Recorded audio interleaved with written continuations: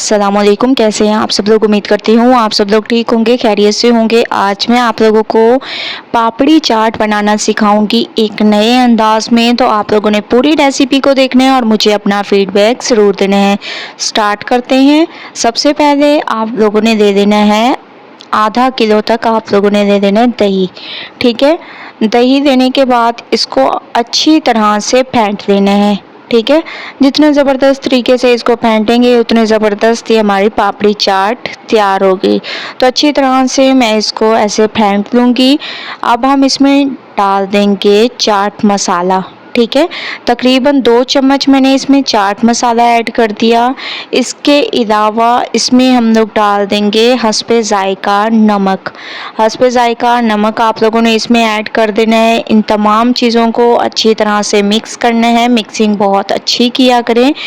तमाम चीज़ों को मैंने अच्छी तरह से मिक्स कर दिया है। अब हम इसमें ऐड कर देंगे बॉयल किए हुए आलू। ठीक है, आलूओं को आप लोगों ने अच्छी तरह से बॉयल कर देना है और इनको ठंडा करके फिर ऐड करना है। इसके बाद इसमें हम लोग डाल देंगे टमाटर, प्याज और हरी मिर्ची।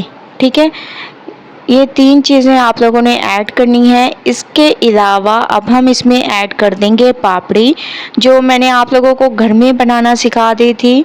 ठीक है, इसका लिंक मैं डिस्क्रिप्शन बॉक्स में दे दूँगी अगर आप लोगों को इसका लिंक चाहिए तो। मैंने पापड़ियों को खुद घर में तैयार किया। आप लोग देख रहे होंगे कितनी क्रिस्पी हमारी ये पापड़ी तैयार हुई है।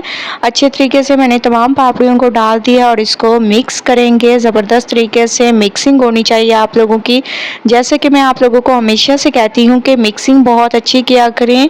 तो माशाल्लाह से मैंने इसकी मिक्सिंग कर दी है। तो चलते हैं फाइनल लुक की तरफ। एक बाउल दे दिया, इसमें तमाम पापड़ी चाट को निकाल लेंगे। आप लोग इसकी लुक देख सकते हैं कितनी ज़बरदस्त इसकी लुक है और बहुत ही अमेजिंग ये लग रहे हैं। ठीक है, तो आप लोगों ने भी इस पापड़ी चाट को ज़रूर ट्राई करना है।